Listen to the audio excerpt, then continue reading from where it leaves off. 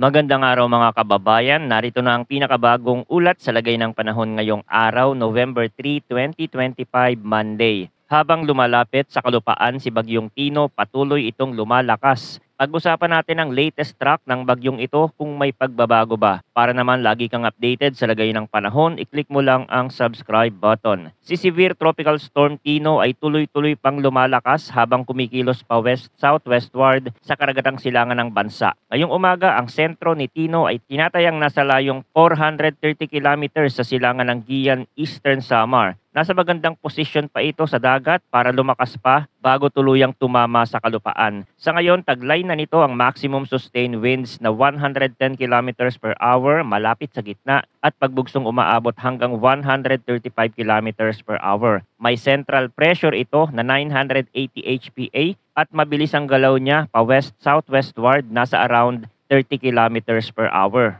Malawak din ang sirkulasyon ng hangin ni Tino dahil ang malalakas na hangin mula strong hanggang storm force ay umaabot hanggang 300 kilometers mula sa gitna. Kaya kahit hindi eksaktong sa inyo maglandfall ang sentro, pwede pa rin kayong makaranas ng malalakas na hangin at malalakas na pag-ulan. Sa ngayon, may nakataas ng mga tropical cyclone wind signal. Nakataas na ang wind signal number 2 sa ilang probinsya sa Visayas at Mindanao region. Makakaranas ang mga lugar ng gale force winds sa loob ng 24 hours. Ang range ng hangin ay 62 hanggang 88 kilometers per hour. At ang epekto nito ay minor to moderate threat to life and property. Kasama dito ang central at southern part ng Eastern Samar, central at southern part ng Samar, Leyte, Biliran, southern Leyte, Camotes Island, eastern part ng Bohol, Dinagat Island, Surigao del Norte, kasama ang Siargao at Bukas Grande, northern part ng Agusan del Norte at northern part ng Surigao del Sur. Samantala, nakataas naman ang tropical cyclone wind signal number 1 sa mas malawak na area na maaapektuhan ng paparating na bagyo. Kapag signal number 1, posibleng makaranas ang mga lugar ng strong winds na aabot sa 39 to 61 kilometers per hour ang pwedeng maranasan sa loob ng 36 hours. Minimal to minor threat to life and property,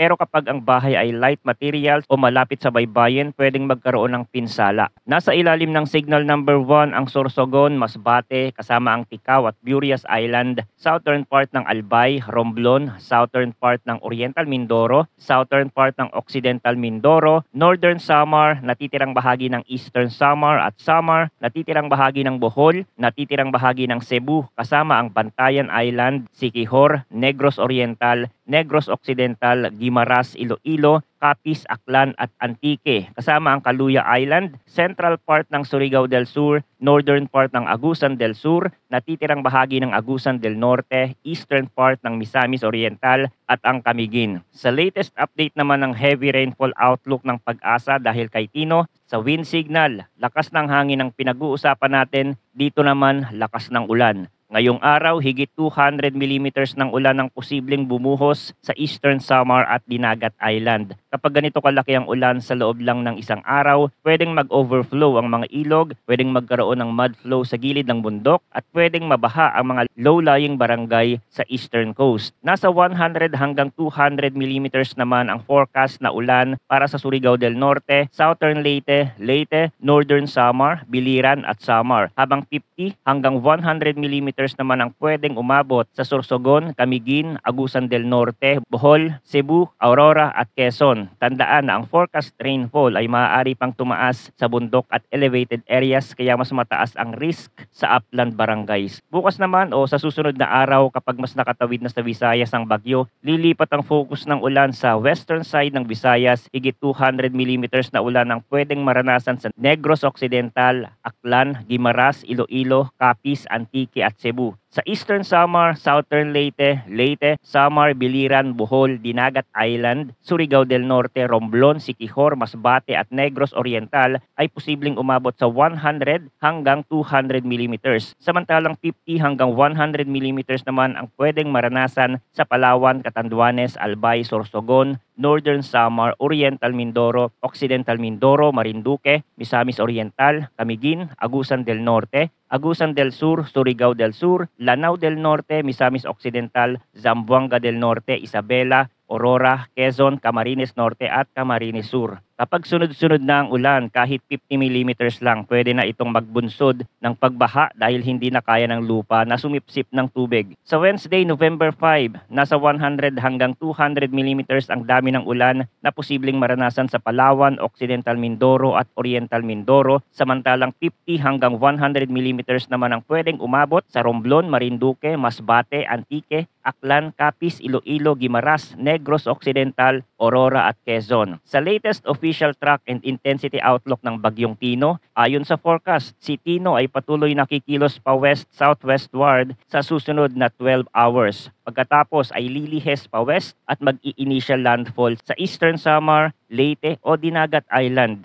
either mamayang hating gabi o bukas ng madaling araw, November 4. Pagkatapos ng landfall, tatawid dito sa Visayas, dadaan sa Northern Palawan at posibleng lumabas na ng West Philippine Sea by Wednesday, November 5 sa umaga o hapon. Habang nasa lupa, bahagyang hihina ito dahil sa friction at dahil sa terrain ng Visayas. Pero ayon sa forecast, mananatili pa rin ito sa typhoon strength habang nandito sa bansa. Sa ngayon, nasa severe tropical storm pa lang siya, pero inaasahan na sa loob ng susunod na 12 hours ay aakyat na ito sa typhoon category. May posibilidad pa ng rapid intensification, kaya may alternate scenario na pwede itong pumalo sa 150 hanggang 165 kilometers per hour ang maximum winds bago pa ito tumama sa Eastern Visayas. Hindi pa rin isinasara ang posibilidad na umabot ito sa super typhoon category base sa climatological data at sa ilang members ng ensemble. Pero ito ay dependent sa kung gaano kainit ang surface ng dagat at kung gaano kababa ang wind shear pagpasok niya sa Visayas. Mahalagang tandaan na kahit hindi tayo nakatira sa mismong landfall point, pwede pa rin tayong maapektuhan ng heavy rainfall, severe winds at storm surge, lalo na sa mga baybaying dagat ng Eastern Visayas, Samar, Leyte, Dinagat at Surigao del Norte. Posibleng may pagtaas ng tubig ng baybayin o storm surge, lalo na kung sasabay ang high tide sa pagdaan ng sentro. Sa loob ng susunod na 3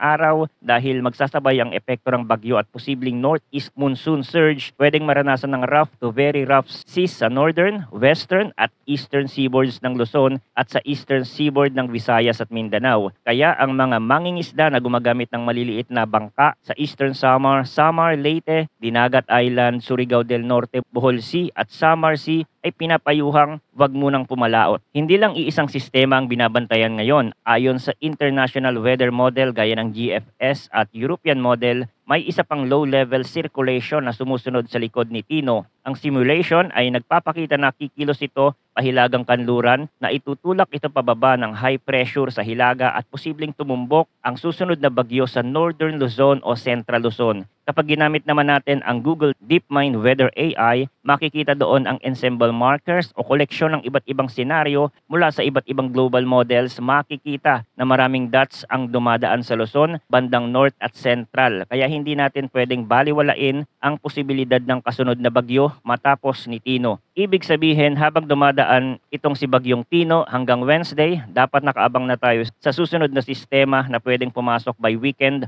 or early next week depende sa steering winds. Bukod sa bagyo, wag din nating kalimutan na sa northern at central Luzon ay may umiiral pa ring shear line at northeast monsoon. Kaya kahit na ang focus ng bagyo ay nasa Visayas at Mindanao, ang Isabela, Aurora at Quezon ay mayroon pa ring cloudy skies with scattered rains and isolated thunderstorm dahil sa shear line at posibleng magdala pa rin ito ng flash floods o landslide. Ang Ilocos Region, Cordillera at natitirang bahagi ng Cagayan Valley ay mananatiling maulap na may mga pag-ulan dahil sa northeast monsoon. At para sa Metro Manila at natitirang bahagi ng bansa na wala sa signal, partly cloudy to cloudy skies with isolated thunderstorm pa rin ang magiging lagay ng panahon. Pero dahil malakas ang bagyo, kahit hindi tayo dadaanan, pwedeng maabot tayo ng outer rain band at biglang umulan ng malakas. Remember na ang forecast na ito ay pwedeng mag-shift ng kaunti dahil nasa loob pa rin tayo ng forecast confidence cone. Kung bahagyang umangat ang bagyo, mas maraming bahagi ng Bicol at Southern Luzon ang uulanin. Kung bahagyang bumaba pa, mas maraming bahagi ng Mindanao